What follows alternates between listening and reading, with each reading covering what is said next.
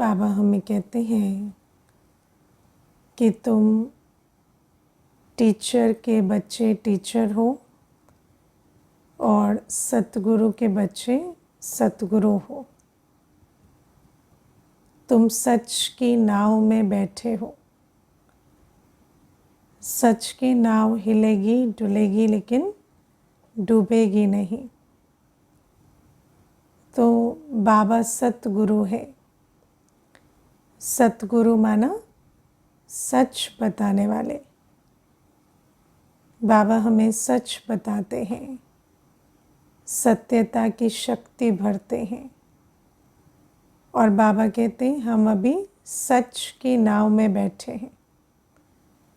बैठे हैं सच की नाव में, है ना। क्योंकि सच की नाव में बैठना माना झूठ से किनारा हो जाना।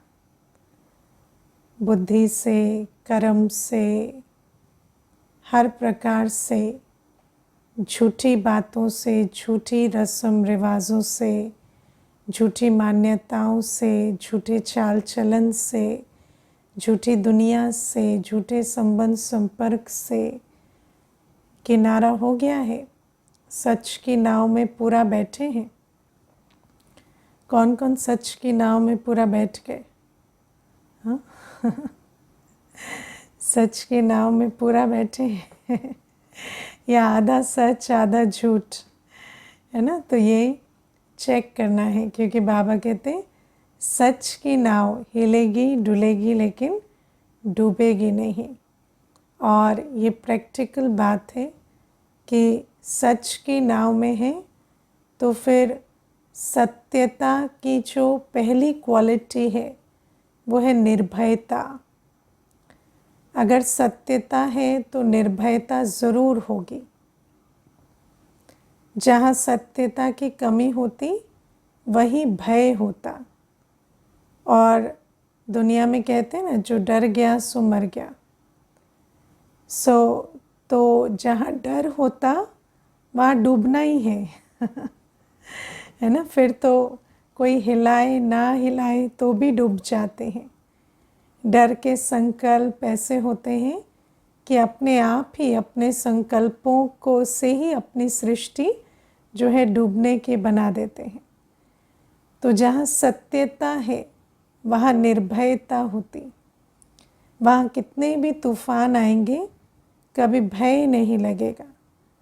और जहाँ भय नहीं है तो तूफान आएंगे, लेकिन कब तक आएंगे?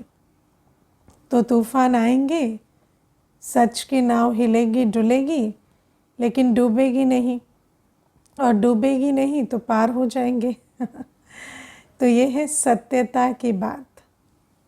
अब हम जिस दुनिया में रहते हैं उसको कहते हैं झूठी माया, झूठी काया, झूठा सब संसार।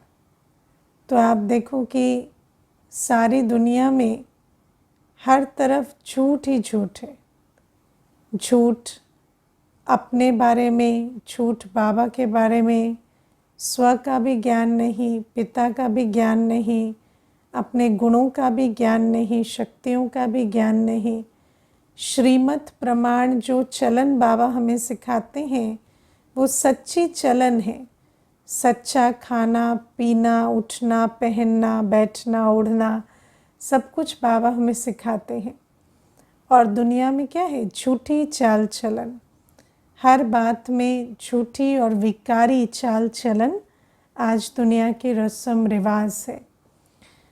तो बाबा हमें कहते हैं कि सतगुरु जब आते हैं तो हमें सच की नाव में बिठाते हैं। अब सबसे पहला सच बाबा क्या बताते हैं कि मैं एक आत्मा हूँ, है ना। मुझे अभी कोई एक बोल रहे थे, कई जैसे 5-6 मास से ज्ञान में चल रहे थे, लेकिन अचानक मुझे कहते मुझे ना ज्ञान पे निश्चय नहीं है। तो मैंने कहा चलो बैठते हैं, थोड़ा विचार करते हैं किस बात पर निश्चय नहीं है? मैं आत्मा हूँ इस पर निश्चय नहीं है? तो कहते नहीं इस पे तो निश्चय है तो फिर मैंने कहा किस बात पे निश्चय नहीं है? कि मेरे ओरिजिनल गुण है ना। मुझ आत्मा के गुण ज्ञान, पवित्रता, शांति, प्रेम, सुख, आनंद, शक्ति है। क्या इस पर निश्चय नहीं है? क्या ऐसा लगता है कि मेरी ओरिजिनल क्वालिटी काम, क्रोध है? तो कहते नहीं, वो तो नहीं लगता है। वो तो लगता है कि हाँ ओरिजिनल गुण तो हमारे यही है। फिर मैंने कहा और किस बात पर निश्चय नहीं है? इस बात पर निश्चय नहीं है कि मैं आत्मा शरीर से अलग हूँ या अविनाशी हूँ। तो कहते इस पर भी निश्चय है। तो मुझे कहते हैं थोड़ी देर के बाद, दीदी शायद मूड खराब है निश्चय तो है शायद अभी थोड़ा मूड खराब है, या कोई जो विकार है वो सर पर चढ़ गया है, या कोई बात ऐसी है जो बहुत सोच ली है, उस कारण से जो है बुद्धि फिर गई है। तो मैं ना दोबारा बात करने आऊँगा अभी बात नहीं कर सकता। तो इस प्रकार से कहने लगे, क्योंकि देखो हम तो जब बात करते हैं, बाबा जो हमें सत्य बताते हैं, हम बच्चों को संपूर्णतः उस बात पर निश्चय ज़रूर है। अगर हम सप्ताह कोर्स के बाद एक दिन भी चले हैं या पूरा कोर्स किया है, तो ज़रूर है कि वो सत्य तो हमें सच लगता है, तभी तो हम उस बात पर चले हैं। अब आप देखो, बाबा हमें कहते सच क्या है कि आत्मा, मैं एक आत्मा हूँ, मैं अविनाशी हूँ, शरीर विनाशी है ना। तो इस बात को धारण करना, इसको कहेंगे सच की नाव में बैठना। और अगर सच की नाव में बैठे हैं तो तूफान, जो आकर्षण और विकर्षण के तूफान आते हैं, कोई भी बात, चाहे है ना जान शरीर छोड़ने तक की भी बात आ जाएगी, तो डरेंगे नहीं। अगर धारण हो गया है ना कि मैं तो आत्मा हूँ, मैं तो सत्यता पर चल रही हूँ, और भले ही शरीर भी छूट जाएगा तो नया शरीर मिलेगा, तो कोई भी बात हमें हिला नहीं सकती, डरा नहीं सकती। लेकिन हमें अपने से पूछना है कि क्या हम सच की नाव पर बैठे हैं कि मैं आत्मा हूँ, मैं अविनाशी हूँ, और मैं आत्मा सदा अपना कर्म और भाग्य अपने साथ लेकर जाते हूँ, है ना। कोई मुझसे ना मेरी मृत्यु हो सकती, ना कोई मुझसे मेरी तकदीर छीन सकता, ना मुझसे कोई विकर्म करा सकता। किसी की ऐसी ताकत नहीं जो कोई मेरा कर्म और भाग्य बिगाड़ दे, है ना। तो इतना हमें अपनी आत्मिक स्थिति पर या आत्मा होने पर निश्चय होना चाहिए। फिर बाबा हमें कहते हैं आत्मा की जो मूल क्वालिटी है, ओरिजिनल क्वालिटी, वो पवित्रता, शांति, सुख, स्नेह, शक्ति, ये हमारी ओरिजिनल क्वालिटी है। तो सच की नाव पर बैठना माना हर कर्म करते अपनी ओरिजिनल क्वालिटी के आधार से करना। देखो, अगर रावण की सामग्री को यूज़ करते हैं तो फिर तो रावण के अधीन होकर चलेंगे ना। फिर रावण तो इस दुनिया की चीज़ है, तो फिर रावण अगर हम रावण की बातों पर चलते हैं, अगर हम विकारों की मत पर चलते हैं, तो नेचुरल है कि जब रावण, जो इस प्रकृति या इस कलयुगी प्रकृति का मालिक है, वो रावण जब हमें हलचल में लाएंगे तो हम हलचल में आ जाएंगे। अगर हमने इतना अपनी बाप की प्रॉपर्टी को यूज़ ना कर कर रावण की प्रॉपर्टी को यूज़ किया है। तो बाबा कहते सच की नाव पर बैठना माना हर संकल्प, बोल, कर्म अपनी सत्य अवस्था के आधार से लेना। एक संकल्प भी मेरा शांति, पवित्रता, स्नेह की शक्ति के विपरीत ना हो। तो बाबा हमें कहते हैं कि ये सत्यता की शक्ति जिस आत्मा में धारण हुई है, या फिर आप देखो दूसरा सत्य क्या है कि बाप का वर्षा सो मेरा वर्षा। जैसे बाप सर्व गुणों में सागर है, ऐसे मैं आत्मा भी हर गुण, हर शक्ति में मास्टर सागर हूँ। और तीसरा सत्य जो बाबा हमें बताते हैं वो है सृष्टि चक्र का सत्य, कि आधा कल्प राम राज्य, आधा कल्प रावण राज्य, और आधा कल्प हम संपूर्ण निर्विकारी अवस्था में रहते। आधा कल्प एक भी विकार, एक भी विकर्म इस सृष्टि में नहीं होता। हम गृहस्थ व्यवहार में रहते, संपूर्ण निर्विकारी रहते। अगर हम इस सच की नाव में बैठ गए हैं तो आप सोचो कि हमारे अंदर सत्यता की शक्ति कितनी होगी। और सत्यता की शक्ति माना पवित्रता की शक्ति, क्योंकि आत्मा का ओरिजिनल स्वरूप पवित्र है। और जहाँ सत्यता है, पवित्रता है, जहाँ विकर्म विकार नहीं, वहाँ निर्भयता होती, वहाँ किसी चीज़ का डर नहीं है। क्योंकि मनुष्य आत्मा को पता है कि मुझे जो भी मिलेगा मेरे ड्रामा अनुसार मिलेगा, मुझे कोई कुछ दे नहीं सकता, मुझसे कोई कुछ छीन नहीं सकता। तो चाहे प्रकृति हो, चाहे आत्माएं हो, चाहे परिस्थितियां हो, कितनी भी तूफान में लाएं, आप बाबा की याद में अचल अटोल रहेंगे, क्योंकि आपको मालूम है होना वही है जो ड्रामा में है ना। तो इसमें डरने की कोई बात नहीं है ना। क्योंकि कई बार हम सोचते हैं ये ना हो जाए, वो ना हो जाए, लेकिन होगा वही जो ड्रामा में है, जो मेरे कर्म और भाग्य अनुसार मुझे मिलना है। इसीलिए मुझे किसी को नहीं रोकना और किसी से नहीं डरना, क्योंकि कोई कितना भी जोर लगाए वो ना तो मेरा भाग्य बना सकता है ना बिगाड़ सकता है। तो जब इस प्रकार से हम सत्यता को धारण करते हैं और सच की नाव पर बैठते हैं, माना अपने हर कर्म को सत्य के आधार से करते, माना अपनी ओरिजिनल क्वालिटी के आधार से करते हैं, बाप की याद में करते हैं, गुण मूर्त शक्ति स्वरूप होकर करते हैं, तो बाबा कहते हैं ऐसे बच्चे को कितनी भी परिस्थितियाँ आए, क्योंकि सत्यता पर निश्चय है, तो तूफ़ानों में वो हिलते डुलते नहीं और मंजिल को पा लेते हैं।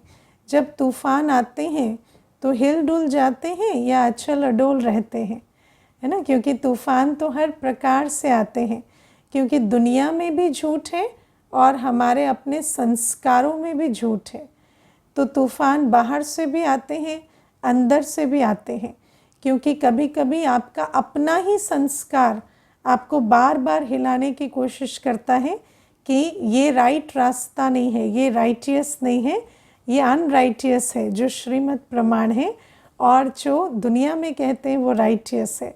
तो ये अपना संस्कार भी कई बार हिलाने की कोशिश करता है, लेकिन जो अच्छी रीति धारणा मूर्त बने हैं वो उनको हिला डुला ज़रूर सकेगी असत्यता की जो तूफ़ान है, लेकिन उनको डुबो नहीं सकते। तो बाबा ये बातें हमें समझाते। आज मेरा ऐसे ही चिंतन चल रहा था कि ठीक है, मैं आत्मा हूँ, मैं ईश्वरीय संतान हूँ, वर्षे के अधिकारी हूँ, या ये संगम युग है और मैं कल्प कल्प की दैवी कुल की आत्मा हूँ, मुझे फिर से दैवी राजधानी में जाना है, मैं कल्प कल्प की ईश्वरीय पालना की पात्र आत्मा हूँ, मुझे बाबा की पालना मिल रही है। इन बातों पर तो हमें निश्चय है, लेकिन जब इन बातों पर निश्चय है तो हमारा प्रैक्टिकल जो चाल चलन में, संकल्प वृत्ति दृष्टि में किस प्रकार वो सत्यता की जो शक्ति है वो दिखाई देती है। तो बाबा हमें कहते हैं, पहले देखो जब बाबा आते हैं तो बाबा हमें ज्ञान सुनाते, फंडामेंटल ट्रूथ, है ना। और फंडामेंटल ट्रूथ क्या है? मैं कौन, मैं किसका, कौन सा समय चल रहा है, मेरी क्या यात्रा हुई, मुझे कहाँ जाना है, ये फंडामेंटल ट्रूथ तो बाबा हमें बताते। उसके बाद बाबा हमें श्रीमत देते हैं, और वो श्रीमत क्या है? सच खाना, सच पहनना, सच सोचना, सच देखना, सच सुनना, है ना। सच सत्यता की जो चाल चलन है वो कैसी होती है? क्योंकि दुनिया में तो कहते हैं बस सच बोलना, झूठ बोलना, लेकिन बोलने में सिर्फ सच या झूठ नहीं है, हर बात में सच्चा और झूठा होता है। तो बाबा हमें सिखाते हैं कि सच खाना क्या होता है, हम आत्मा का ओरिजिनल खान पान कैसा होना चाहिए। तो हमारे ओरिजिनल खान पान में सिर्फ सात्विक भोजन है। हमारे ओरिजिनल खान पान में हम जब दैवी कुल में हैं तो हम कोई आसुरी भोजन नहीं खाते। तो ये सच खाना है ना। और ये हमारा जब हम सत्यता की शक्ति के साथ चलते हैं तो हमारा भोजन ऐसा सात्विक होगा, क्योंकि जब हमें याद है कि हम दैवी कुल की आत्मा हैं, तो जिन देवी देवताओं को हम आज भी अशुद्ध भोजन का भोग नहीं लगाते, हम दैवी कुल की आत्माएं जब स्मृति स्वरूप हैं, तो हम वो भोजन स्वयं कैसे स्वीकार कर सकते हैं। तो सत्यता की नाव में बैठे वाले का भोजन कभी अशुद्ध नहीं होगा। तो बाबा हमें ये बात समझाते हैं। अब क्या है, जैसे ही आप भोजन शुद्ध करते हैं तो बहुत तूफान आते हैं है ना, क्योंकि मनुष्य जो आसुरी खान पान को नॉर्मल समझता है, वो तो फिर उस बात को लेकर ही बहुत बड़ा जैसे है ना इशू बनता है कि क्यों नहीं खाते, हमारे हाथ का खा सकते हैं, हम तो भगवान की याद में बना कर लाए हैं, ऐसी ऐसी बातें शुरू हो जाती हैं। तो बाबा हमें कहते हैं कि ये सारे तूफ़ान आएंगे, लेकिन उन तूफ़ानों के बीच अगर हमारे अंदर थोड़ा भी डाउट है ना, सत्यता की शक्ति नहीं है, अगर थोड़ा भी डाउट है कि पता नहीं जो बाबा कह रहे वो सच है या जो सब खा रहे वो नॉर्मल है तो फिर हम डूब जाएंगे।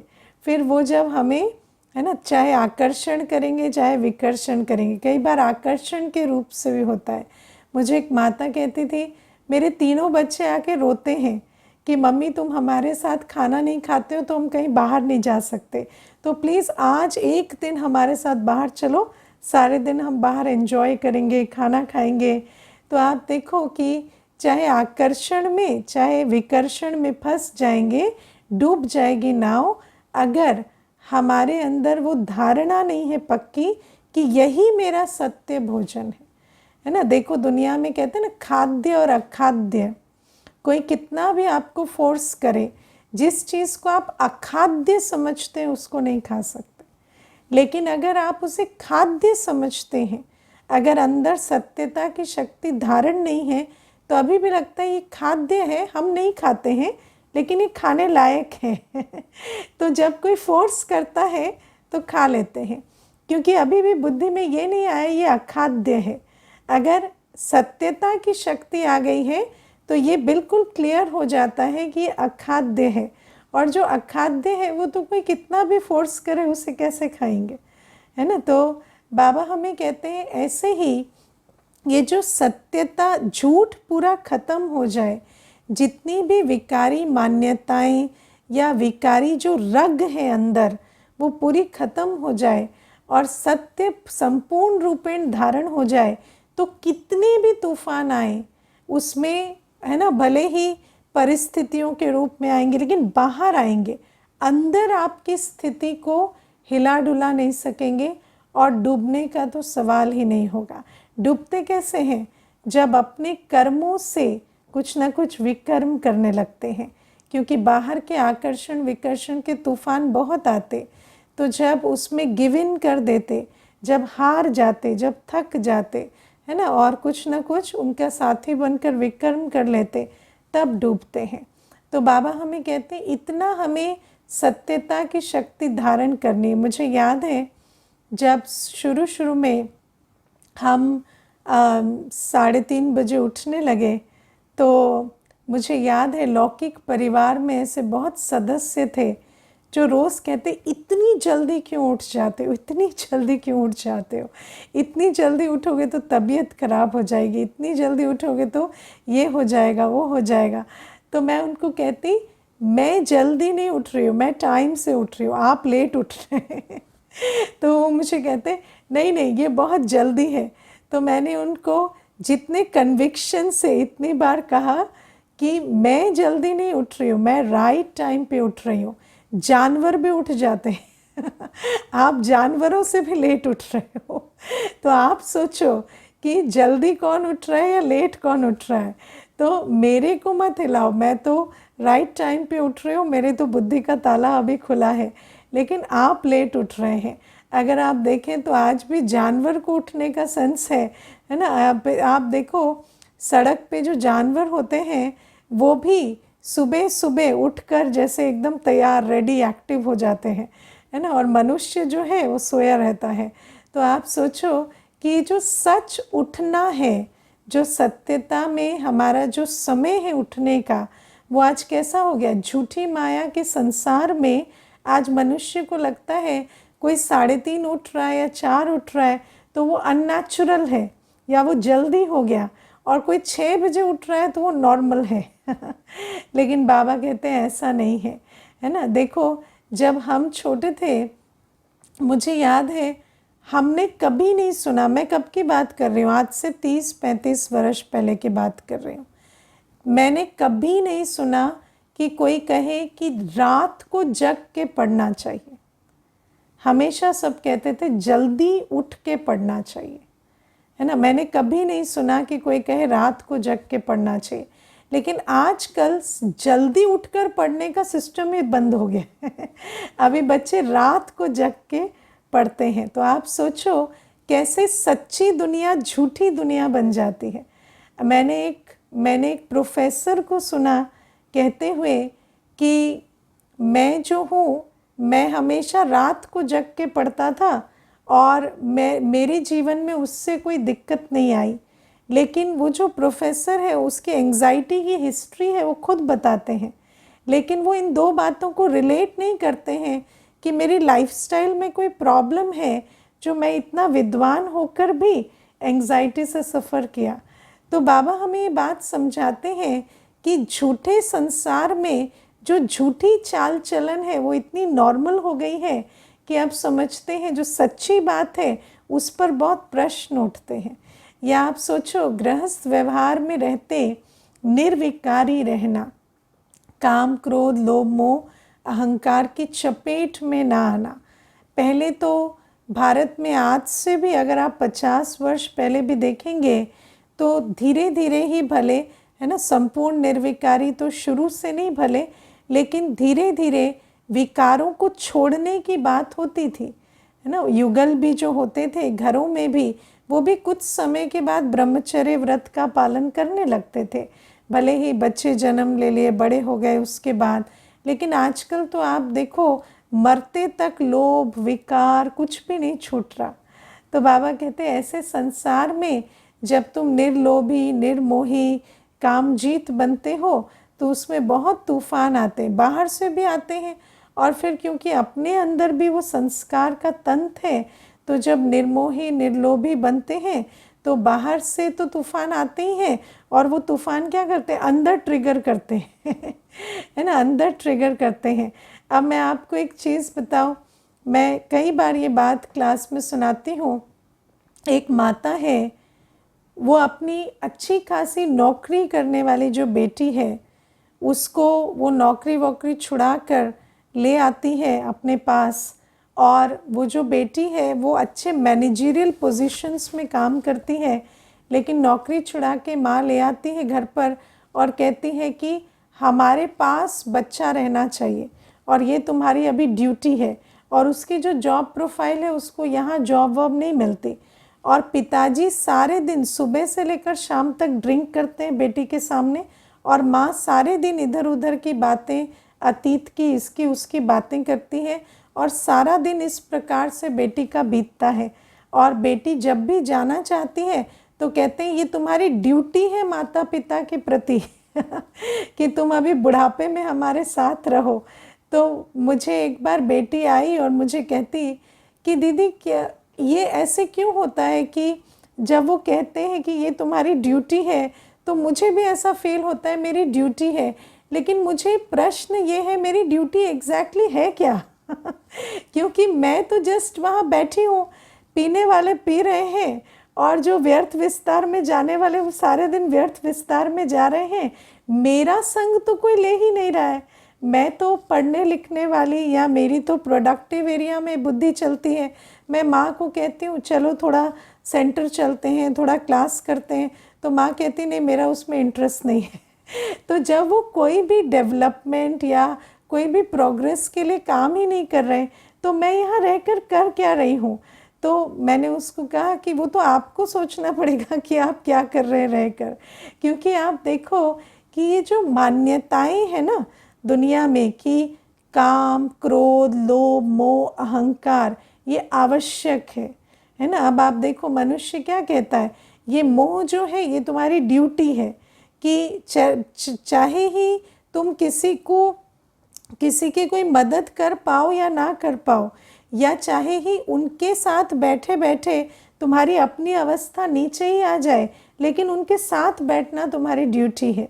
तो बाबा हमें कहते हैं ये सारी जो मतें दुनिया में चलती हैं, तो इन मतों के आधार से हम अभी तक चलते आए, लेकिन बाबा हमें अब समझाते हैं कि तुम्हारी ड्यूटी काम क्रोध लोभ मोह अहंकार की एक्सपेक्टेशन पूरी करना नहीं है ना। तुम्हारी ड्यूटी किसी भी संबंध में काम विकार या मोह में रहना, या सामने वाला जैसा तुम्हें फील कराना चाहे वैसा फील करना, या जो बात तुम्हें ठीक नहीं लगती वो करना क्योंकि सामने वाला उस बात से अपसेट होता है, ये तुम्हारी ड्यूटीज़ नहीं है। लेकिन इन बातों को झूठे संसार में क्योंकि सभी कहते हैं, है ना, क्योंकि आप देखो, मैं आपको इसमें भी एक बात बताती हूँ। एक बार एक भाई आए सेंटर पर, तो आते ही पहली बार आए, आपको वंडर लगेगा सुनकर, पहली बार आए और आते ही बैठते ही मुझे पूछते हैं आप लोग घर जाते हैं, अपने घर जाते हैं आप? तो मैंने कहा हाँ चले जाते हैं, साल में 1-2 बार। तो कहते अच्छा, लेकिन आप लोगों को ऐसे अपने पेरेंट्स को छोड़ नहीं देना चाहिए। माता पिता ने पाला पोसा बड़ा किया और आपने उनको छोड़ दिया और आप आकर यहाँ रह गई, और ये कोई कायदा नहीं है, ये समाज की रीत नहीं है। तो इस प्रकार से जब वो कहने लगे तो मैंने कहा अच्छा, एक्चुअली मैंने आपको, आप तो आते ही इस प्रकार से कहने लगे ना, तो मैं आपको बता दूं मैं मैरिड हूँ, तो मेरे हस्बैंड जितना चाहेंगे मैं तो उतना ही जाऊंगी ना। तो कहते हाँ हाँ तब तो ठीक है, अगर आप मैरिड है ना तब तो ठीक है कि आपके हस्बैंड जितना चाहते हैं आप उतना ही जाओ। तो अब आप सोचो कि मनुष्य किस प्रकार से समाज की रीतियों को आपके ऊपर जैसे बाध्य करता है कि उसने अज्यूम किया कि मैं अनमैरिड हूँ, और फिर आकर सीधा वो प्रश्न पूछने लगे और मुझे जिम्मेवारी बताने लगे। और जैसे ही मैंने खेल खेल दिया कि मैं तो मैरिड हूँ, तो एकदम से मेरी ड्यूटी रिस्पॉन्सिबिलिटी ख़त्म हो गई। तो मैंने उनको कहा क्यों, जब लड़कियाँ शादी कर लेती हैं तो उनकी ड्यूटीज़ रिस्पॉन्सिबिलिटीज़ नहीं होती। आपकी वाइफ कितनी बार जाती है मायके? तो कहते नहीं, मैं तो उनकी जब ज़रूरत होती है तब जाते हैं। मैंने कहा नहीं, आज आप प्रॉमिस करके जाओ उनके माता पिता की केयर करने के लिए हर महीने उनको 15 दिन मायके भेजेंगे। तो फिर वो कहते कि नहीं नहीं, इस प्रकार का प्रॉमिस तो मैं नहीं कर सकता। तो आप देखो कि मनुष्य क्या है कि जो समाज में इस प्रकार की जो बातें बनाते हैं कि ये आपकी ड्यूटी है, मोह की पूर्ति, लोभ की पूर्ति या किसी के विकारों की पूर्ति, जब बाबा आते हैं और हमें सत्य की नाव पर बिठाते हैं और हम उन बातों को चैलेंज करते हैं, क्योंकि बाबा हमें क्या कहते हैं, मनुष्य आत्मा की एक ही ड्यूटी है, बाबा की श्रीमत पर चलना और विश्व कल्याण करना। हर आत्मा जो इस विश्व में है, चाहे लौकिक परिवार है, चाहे अलौकिक परिवार है, चाहे सारा संसार है, हर आत्मा के कल्याण की जिम्मेवारी हम बच्चों पर है। तो बाबा कहते हैं हर आत्मा का रूहानी कल्याण, ऐसा नहीं कि जिस्मानी कल्याण, क्योंकि जो जिस्मानी कल्याण है उसकी कोई हद नहीं होती।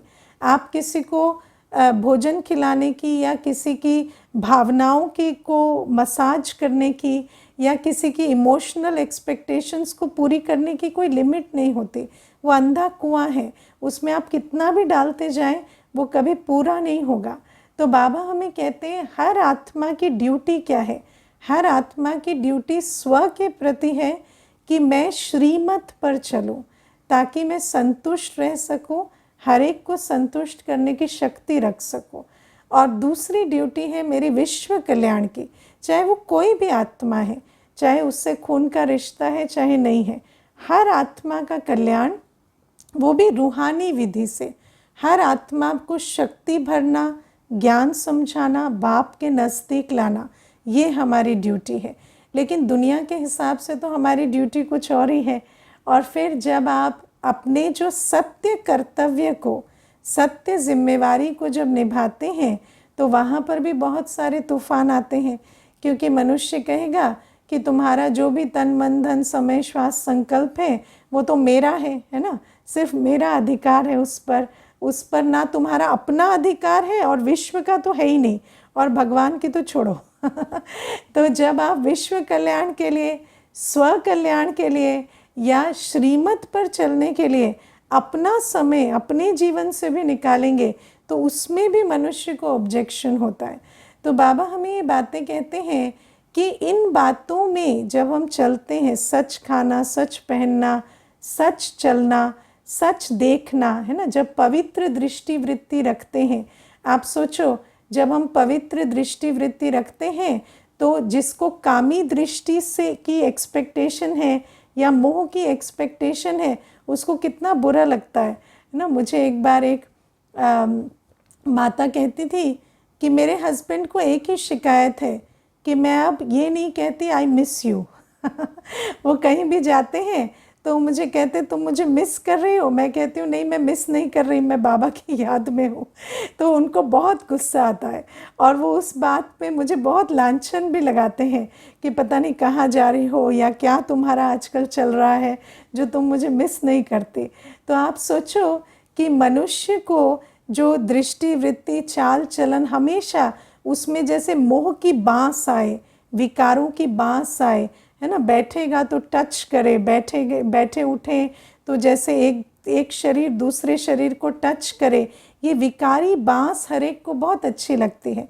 लेकिन जब आप अपनी दृष्टि वृत्ति को चाल चलन को पवित्र बनाते हैं, आप किसी को इग्नोर भी नहीं कर रहे, हर एक का कामकाज भी कर रहे हैं, जिम्मेवारी भी निभा रहे हैं, लेकिन बस आपके चाल चलन दृष्टि वृत्ति से वो विकारी बाँस जैसे हटने लगती है तो सामने से तूफान आने लगते हैं।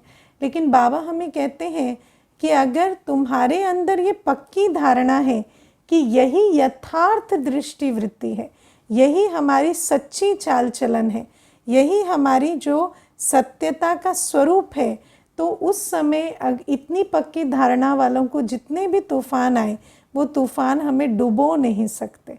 भले ही हिलेंगे डुलेंगे, बहुत सारी बातें होंगी, कई बार अपना भी जो स्थिति है वो ऊपर नीचे हो जाएगी, लेकिन डूबेंगे नहीं अगर धारणा अच्छी पक्की है। क्योंकि फाउंडेशन अगर मजबूत होता है तो बड़े से बड़ा अर्थक्वेक भी आता है, पार हो जाता है। तो बाबा हमें ये बातें समझाते हैं कि सच की नाव हिलेगी डुलेगी लेकिन डूबेगी नहीं, अगर हम सच की नाव में बैठे हैं तो, और अगर हम आधे आधे हैं तो फिर नाव डूब जाती है। इसलिए तो बाबा हमें कहते हैं ना, नाव में बैठे हो तो मंजिल तक पहुंचना, बीच में नहीं उतर जाना। क्योंकि जब बहुत तूफान आते हैं तो कई बीच में उतर जाते हैं, कई लुढ़क जाते हैं और फिर मंजिल तक पहुंचते नहीं।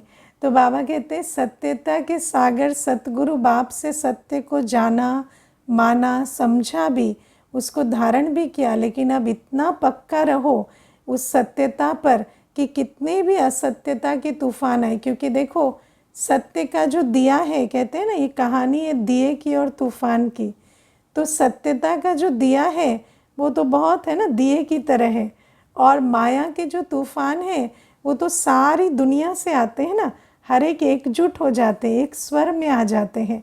तो जब एकजुट होकर माया के तूफान आते हैं तो उन तूफानों को पार करने के लिए हमें सत्यता का बहुत बल चाहिए। तो ये है आज की बाबा की शिक्षा। फिर बाबा ये भी कहते हैं कि बाप समान टीचर भी बनो। अब बाबा कैसा टीचर है? बाबा का सोचना, बोलना और करना एक समान है ना। अच्छा टीचर कौन होता है? जिसका सोचना, बोलना और करना एक समान हो। अगर सोचना, बोलना और करना एक समान नहीं है तो वो टीचर सुनाएगा, लेकिन वो बात जो है वो किसी को धारण नहीं होगी, क्योंकि वो देखेंगे ये बोलते कुछ है और करते कुछ है। इसलिए अच्छा टीचर बनना है तो जो बात बाबा हमें कहते हैं हम उसका स्वरूप बने। ऐसा नहीं दूसरे को कहें कि शांति हमारा स्वधर्म है, बहुत अच्छी है ना, मीठी क्लास करा दें और फिर सारे दिन अशांत रहें।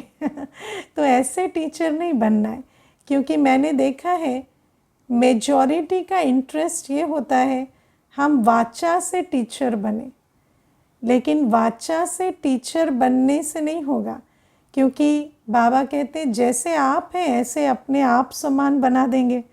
तो जैसे आप बने हैं, सिर्फ बोलना कुछ करना कुछ, ऐसे अगर धारणा पक्की नहीं है और दूसरे को सुनाएंगे तो वो भी बोलेगा कुछ और करेगा कुछ, तो ऐसी प्रजा हमें तैयार नहीं करनी। तो बाबा हमें कहते हैं जैसे बाप आप समान बनाते हैं, ऐसे हमें भी आप समान बनाना है। सामने वाली आत्मा को संतुष्ट करना माना एग्जैक्टली क्या करना होता है? सामने वाली आत्मा को संतुष्ट करना माना जब हम अपने स्नेह स्वरूप, शक्ति स्वरूप से, ज्ञान स्वरूप से हर कर्म करते हैं ना, तो उस आत्मा को भी संतुष्टता कहीं ना कहीं मिलती है।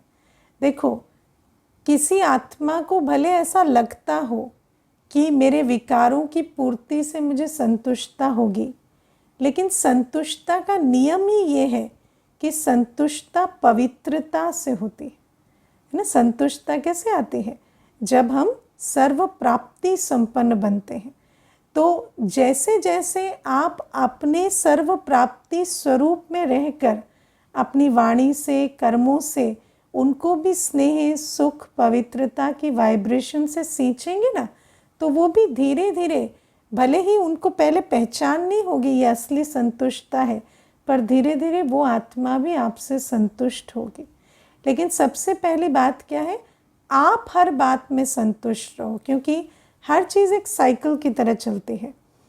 पहले क्या होता है, जब आप उनकी एक्सपेक्टेशन को पूरा नहीं करते तो वो असंतुष्ट होते हैं, लेकिन उनके असंतुष्ट होने से अगर आप असंतुष्ट हो गए कि ये ऐसा क्यों करते हैं तो फिर वो साइकिल जो है उल्टा चलने लगता है कि आप असंतुष्ट होकर उनको और असंतुष्ट करते। लेकिन अगर वो कंप्लेन भी कर रहे हैं, पर आप धारणा मूर्त, स्नेह स्वरूप, पवित्र स्वरूप होकर उनके साथ शुभ भावना, शुभकामना, मीठी वाणी से चल रहे हैं, हर कर्म जो है वो विधिवत और प्रेम स्वरूप होकर कर रहे हैं, तो धीरे धीरे वो आत्मा भी संतुष्ट हो जाती है। थोड़ा टाइम लगता है क्योंकि संस्कार बहुत विघ्न डालते हैं, लेकिन धीरे धीरे हो जाती है। अच्छा, ओम शांति।